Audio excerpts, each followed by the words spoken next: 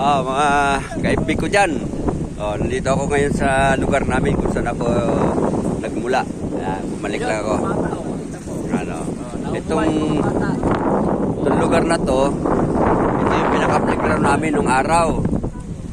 Pag malingat lang yung nanay namin, andito na kagad kami. Sa dagat. Maligo na, sapa. Ayan, yan dati, sapa ito. Malalim yan dati, sapa. Hindi ko talaga makalimutan, ito lagi kong pinaglalaroan, kumukuha ko ng tubig inumin dyan. Naiinom pa namin nung araw yun, mga 1972, 71. Natatandaan ko na yon kasi kaya hindi ko makalimutan dahil pag inutusan ako ng tiyahin ko mag-igib, pupunta ka ko ng balon, ang layo. Ginagawa ko, dyan ako sumasalok. Masarap din. Wala namang kasakit namin. Pero ngayon, hindi na pwede. Tingnan mo naman itsura, oh. Nahaluan na kasi. Nahaluan na ng iba-ibang barangay. Iba-ibang taga-baryo na punta na rito, nag-migrate. Kaya, ayan.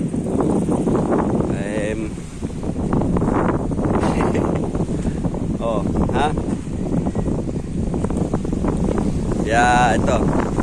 Naalala ko doon, yung pag nalingat yung nanay namin, ligo kami, tapos mamaya-maya. Kasi tatawagin na kami noon, may hawak-hawak na kawayan, yung stick na nakatusok sa kurtina. Nako, habulan na yan, sigurado.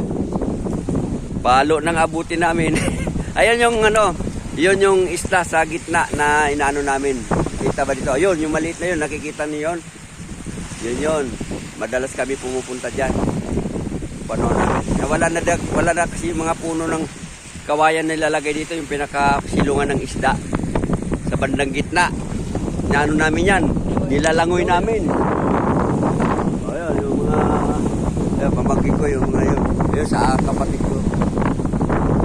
Bahay niya yun nandoon. Dito sa amin, yan.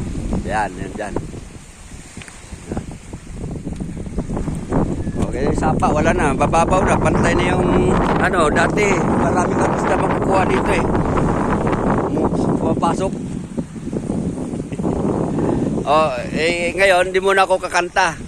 Ito muna, magdadaldal muna ako dito. Hindi muna ako magkanta-kanta. Namimiss nyo na ba yung kanta ko? Kanta, kahit na matigas ang dila, kahit paano na pagsasagaan nyo. Maraming salamat ka pala sa subscribers ko, maraming salamat sa inyo, pagsasagaan nyo sa panonood sa akin. Okay, sige, yan naman. Bye-bye. Shout out sa inyong lahat dyan. Bye-bye. Ito, naglalakad ako, may kape. Pero ubos